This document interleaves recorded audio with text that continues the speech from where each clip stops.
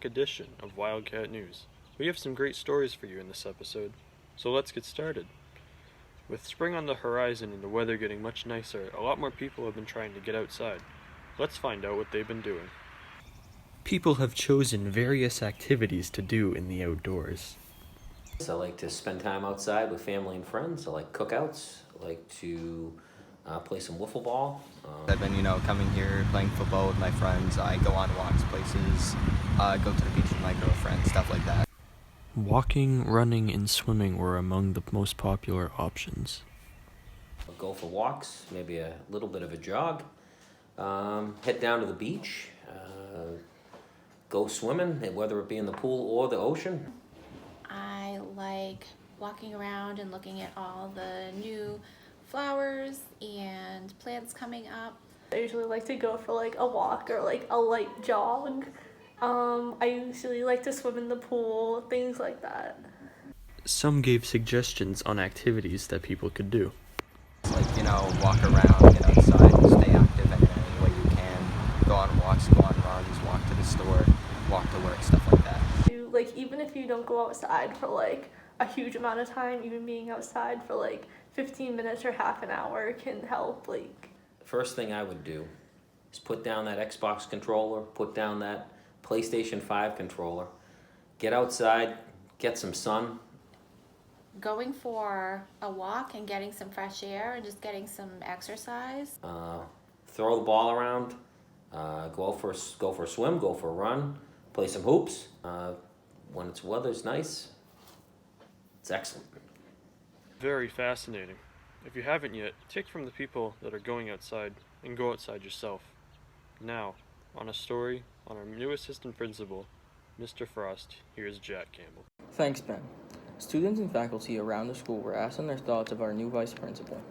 We talked to Mr. Frost about his first year at West Bridgewater Middle Senior High School so far. I think it's been great. I think the students have been awesome. It's been a pleasure to get to know everybody.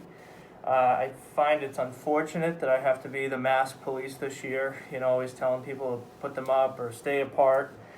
So unfortunately for the seniors, it's been difficult not getting to know everybody's faces and hanging out a little bit more than we can, but everybody has been very polite with me, and Mrs. Page has been great, and all the teachers have been wonderful. So my experience has been beyond pleasant for the first year. Students were asked if he adjusted good to the new school. I think he's adjusted well. I've seen him walking around trying to interact with people and stuff, so I think that's pretty good. I feel like he's done a good job of taking over the position, because it's a pretty important position to have, and I think he's done pretty well. Yeah, this year is really tough for him to adjust, but I think coming to a new school, he's been doing pretty good this year.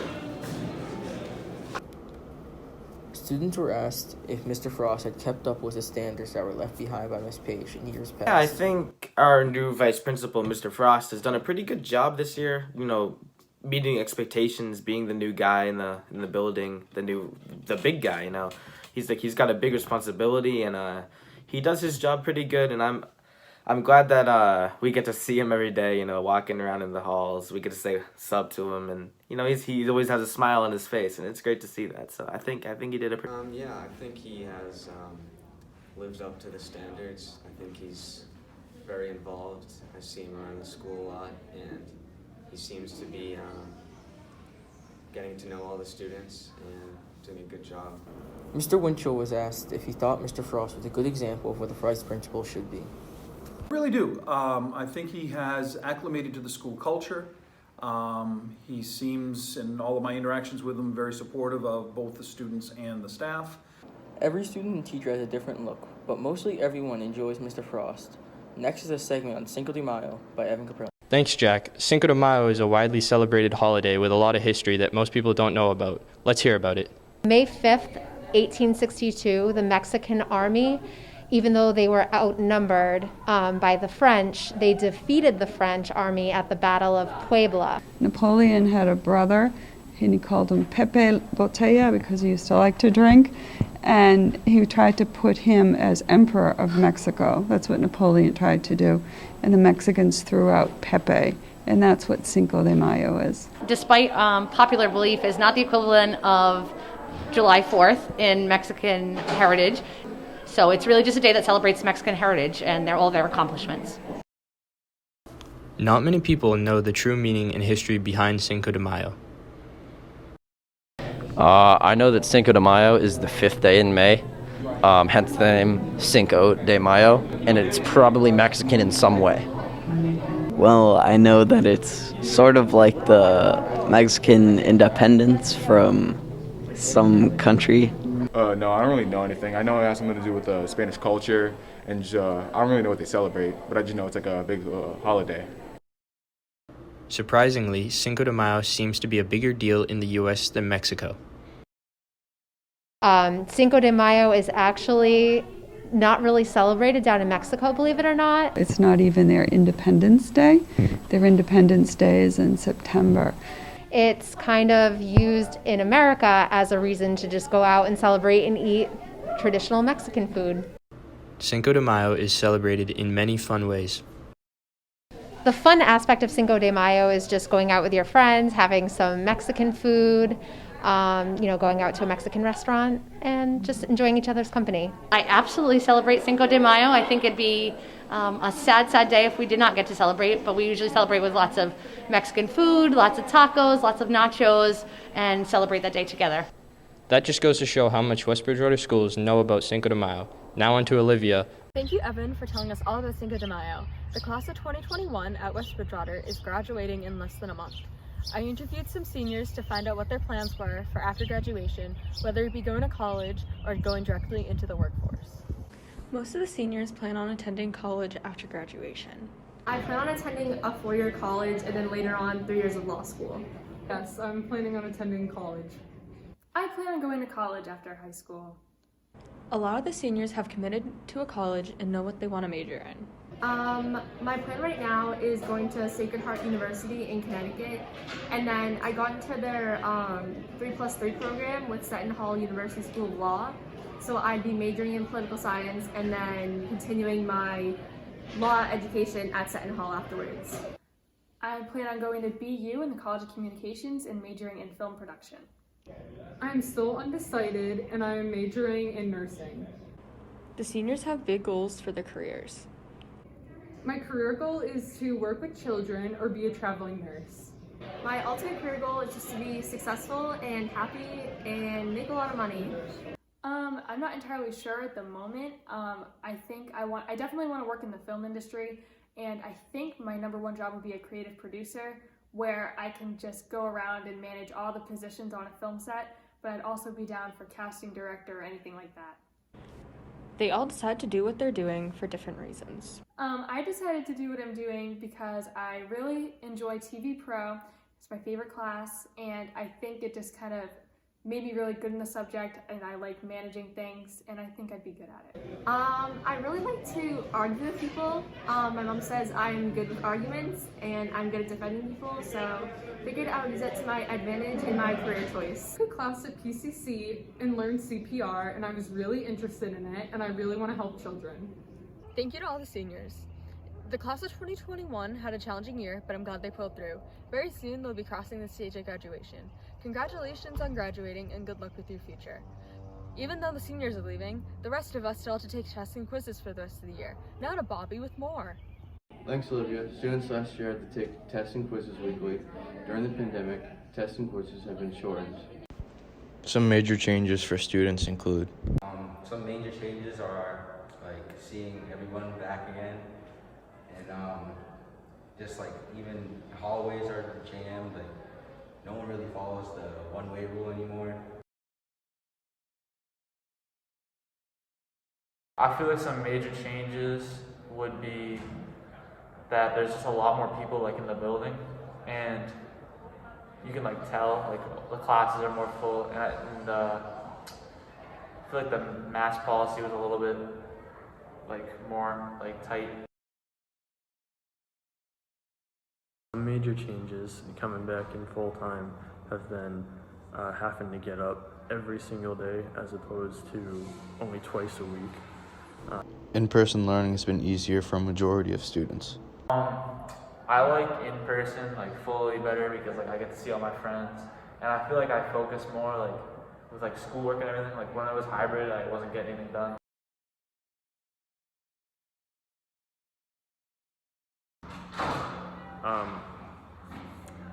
I want to say I did like hybrid more just because I liked not having to get up at like 6 o'clock every day. However, I also kind of like being in person full time more because I can focus better and get more work done easier.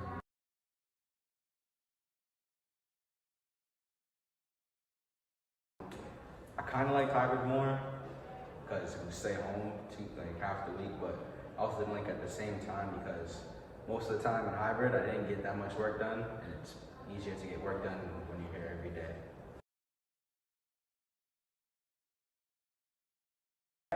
Yeah, I like hybrid a lot more. I shouldn't really be saying this, but I mean, I get to talk on Xbox with my friends while in class, which was a plus, and that's about it. Students not having as many tests can be seen as a bad thing or a good thing. Most students would agree that it is a positive. However, teachers might find that as a problem due to the fact that once everyone is back to normal, there might be a normal amount of tests and quizzes. Here's Lucidy on how things have gone better during the pandemic. Thanks, Bobby. Now that COVID has subsided, people have been allowed to go into stores without worry of things like maximum capacity. It has also allowed people to try and close and return items. People have different opinions on what's to come. Due to COVID, there had been a lot less trips to our local stores. People have stopped going to stores because of all the changes and difficulties COVID has caused. COVID's prevented me from going shopping because since everything's closed, it's hard to find stores that you actually like still and clothes that you actually like. Since everything's closed, it's all like limited, and it's just really difficult. I was a little nervous at first to go into the stores, and I didn't want to get COVID, so I started doing a little bit more shopping online. Only like a certain capacity of people are allowed in stores. Shoppers haven't been able to shop like they used to. There have been a lot of restraints. Like not being able to see people and like not being able to go out shopping with your friends like you used to do. Like a mall trip, you can't really do that anymore without a mask, and it's a hassle sometimes, like going places because of the masks. The restraints for shopping due to COVID is how we can't try on clothes in the changing rooms, which is a bit difficult because you don't know if clothes fit you until you get home. Now that the COVID cases have slowly gone down, stores are opening back up completely, allowing you to do things that you used to do. I think that opening stores up will be a very big benefit to a lot of things, like enjoying life again and getting back to normal. I think stores are like the first step to like forgetting the pandemic and leaving it all behind. I can't wait to be able to go in the store and try on some clothes and go back to normal. I feel good about stores reopening again because we can just, instead of like having to shop from home, you can go and see like the clothes in person. We are all excited about the stores opening back up completely. We are most excited about reconnecting and going out with our friends and family. Over many years, our school lunch has changed and progressed. Here's Will to talk about that. Thank you, Olivia. Due to COVID-19 restrictions, there's been changes made to the seating arrangements in the cafeteria during lunch this year. These include plastic dividers that make the tables only seat 4, along with adding tables on the catwalk and the retro room being an option to sit. I talked with students to get an overall feeling about how they have felt with these changes this year. Students expressed their thoughts about the new school lunch seating arrangements. I think it's okay.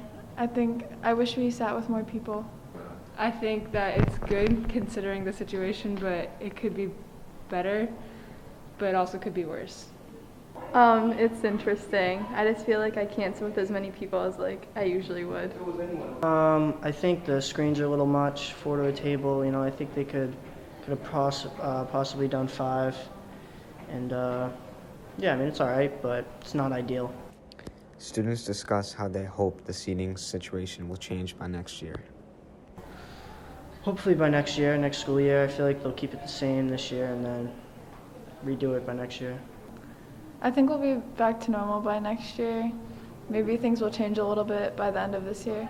Probably like once like the cases go down and like more people like don't have COVID, and like hopefully next school year. Although sitting on the catwalk is an option this year, students would rather not sit there. I have not. I don't really look forward to ever sitting there. It looks kind of scary. Yeah, I have once. I really didn't like it. No, I haven't, but I probably will at some point. It is mentioned that it can be tough to find a seat at lunch if you do not get down there early enough. It's kind of tough. You have to get there early in order to get one because there's so many people and so little tables. I usually get there like early so like I can get a table and like make sure I have a seat. Early, not that hard, but if you get there like 2 minutes past the bell, then it's hard to get a table, get a seat. There was no concern within the students that the cafeteria has been too crowded since students have been coming fully back to school. No, because everyone wears masks and there's dividers, so. Not at all. No, it doesn't concern me. No, I think it's okay, but some of the rules contradict each other. As seen, students are not the biggest fan about the new cafeteria sitting arrangements for this year. However, they can all agree that they hope a new lunch sitting situation be in place for next year. Now, Jaden with information on it, students who are older than 16 will be receiving the vaccine. MCAS has always been a challenge for students at the MSHS. However, we've been online for a majority of this year. But now, we're back in school with pencil and paper. Will we be able to take MCAS as if it was just a normal year? Students have been working hard all year to prepare themselves for MCAS. Despite this, do they think that they have been prepared enough? Yes, I do. I've been studying and I've been preparing for it already, so. I think I'll be prepared for the MCAS. It's just a matter of me remembering everything that we learned over online. I think it'll be harder for me to be prepared due to COVID and being like half remote and half in person. But I feel like I'll be more prepared since we went full in school. Of course, they couldn't teach everything to themselves. Teachers have been working hard all year to prepare us, but is it enough? Yes, I do think my teachers have prepared me. It's probably just depending on which students cared enough to pay attention during online learning. Yeah, I believe they have. They've been working hard through this whole COVID thing, and I felt as though that I've been learning everything that they've been teaching me. I asked 10th graders specifically which subject they would think would be more challenging this year, as it's been harder to learn and prepare for MCAS in a non-school environment, especially for most of the year. These were their responses. Personally, for me, it's English. It's usually the hardest each year. I think that math will be a bit more challenging because it's a bit harder to teach math over Google Meet. I think that math would be more challenging because for me personally, math has been very difficult. 9th graders this year are taking biology MCAS only. Biology can be a more hands-on subject, so it might have been harder for them to learn online. I asked a 9th grader if he thought being online would affect his performance. Yes, because it's harder to ask teachers questions and learn online with so many distractions. So I think it will affect my performance a lot. MCAS is looming around the corner for the high school, but I'm sure we're prepared for whatever is thrown at us. Good luck. Up next is Nathan's piece about new drivers in the district. Let's find out what he has to say. A lot of new up-and-coming drivers. The roads will be packed, especially this year, different than others because of COVID. Students give their opinions on how it is taught and the challenges of learning how to drive during a time like this. New drivers all over Massachusetts are excited to get their license for many different reasons. Yeah, I am excited to get my license because I can't wait to drive alone and drive to my friends' houses and stuff and go get food. I'm very excited to get my permit because it will allow me to drive freely without having to ask my mom to bring me places. Excited to get my license mostly because then I'm going to be able to drive myself around. I don't got to ask my parents for a ride or nothing, and then whenever I want to leave the house, I can just leave. So that means I can drive around and leave whenever I want. This year in particular will be very challenging because of COVID and other obstacles. Students have mixed feelings about this, some finding it easy and some finding it hard. Yeah, I think it's going to be a lot harder because mostly of the driving hours of my instructor and also just being able to go everywhere, and I'm going to need a mask all the time, and I'm probably going to forget it when I'm leaving the house. Yeah, I feel like it will be because obviously it's a lot different. You can't do driving school in person, and you don't really get to grasp all the information online, so. It's way easier because the permit test, it's very easy to get around it because it's at home, so you can cheat. Yeah.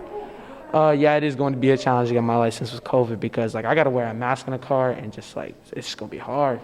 COVID? Yes, because my driving hours are delayed and it takes longer.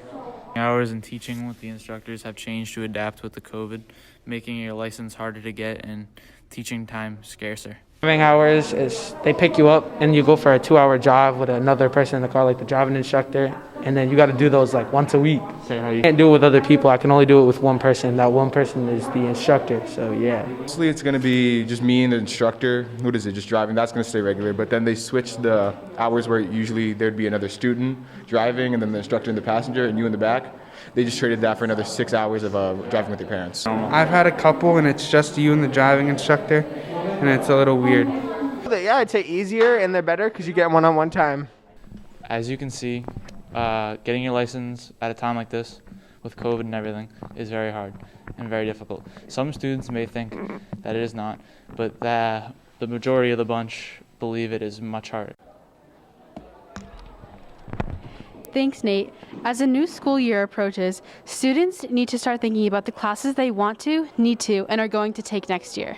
For such a small school, we offer many fun and unique electives that many students enjoy. An elective that's unique to our school is Life 101. It was introduced, I think, a year ago, and it helps with kind of life things like fixing tires and oil changes. Engineering and robotics that are really interesting. I've taken a lot of art classes that have been really fun.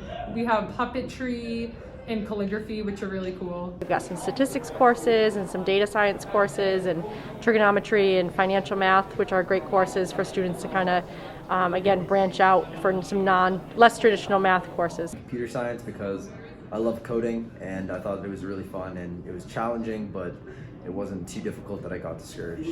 If you are struggling with a difficult class, some students might have some advice for you to use.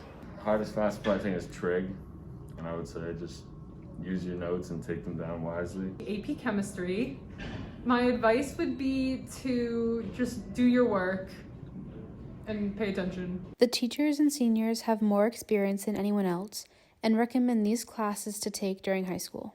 They should take physics, right? They should always take physics before they graduate. I would love students to take language. Obviously, I think language is super important these days. It's really helpful to take SAT prep because it helps you with SATs as well as any preparation for college. I recommend students take AP classes later on just because it can account for college credits if you score a 4 or a 5. Even though we have a variety of class options, some students and teachers have a few thoughts on ones that would be good to add.